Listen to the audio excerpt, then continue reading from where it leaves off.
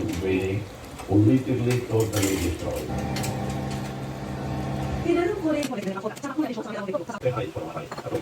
Hello mga lalabs, panibagong araw, panibagong eme-eme Medyo vlog. ilang linggo din tayong hindi nakapag-eme-eme, kaya naman ngayon magluluto tayo ng carbonara. Nagtanong kasi si Daddy Glenn kung ano ang gusto kong lutuin niya. Abay, napakabilis lang palang lutuin nito. Kailangan lang ng 2 egg yolk, pagkatapos ngayon isang itlog. Ball. And now it comes to installs Nagkataon na may stock kami ng bacon, pero kung walang bacon, pwede ng ham, mga lalabs. Nagpainit nga muna tayo ng tubig, mga lalabs, para habang nagluluto ng sauce, malapit na din maluto agad yung pasta. Inuna na ang hiwain ni Daddy Glenn ng bacon. Ini-slice lang siya ng pa-square. Nabili nga pala namin tong bacon sa SNR. Pagkatapos nga kailangan ng cheese, may tira kami sa rep, kaya yung tira na to ay sinama na din namin. Kinayos lang ng cheese kasama ng iyok at itlog. Mas maraming cheese, mas pansarap, kaya nga dinagdagan pa ni Daddy Glenn. Pagkatapos nga nilagyan na ng asin at mantika yung paglalagaan ng pasta. Una nang pinrito ang bacon, hindi na nilagyan ng mantika, diretso na agad siya sa kawali. Minix na din natin mga lalabs ang itlog at cheese. Lalagyan din ito ng konting paminta. Pagkatapos nga nilagay na yung pasta, ayun may teknik pa nga daw kung paano ihulog ang pasta.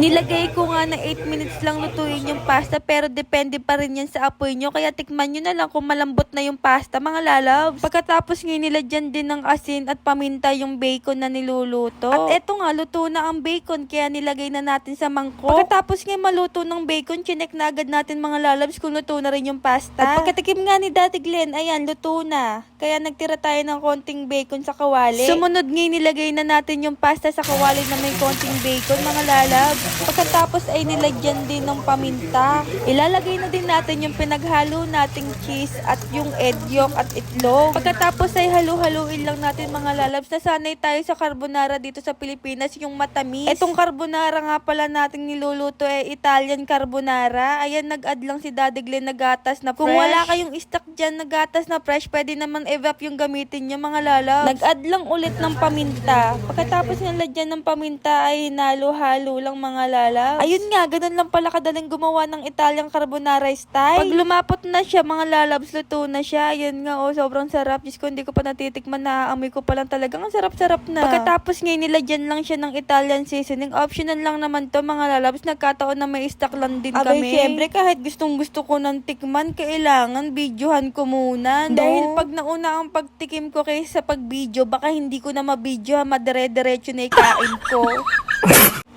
Buti na lang talaga magaling magluto itong naging asawa ko. Sanay naman ako magluto, kaso lang tatama rin ka talaga magluto pag natitikman mo yung mga luto niya, mga lalabs. Kaya sa mga single dyan, pag alam mo hindi ka sanay magluto, dapat na maging asawa mo magaling magluto, ah.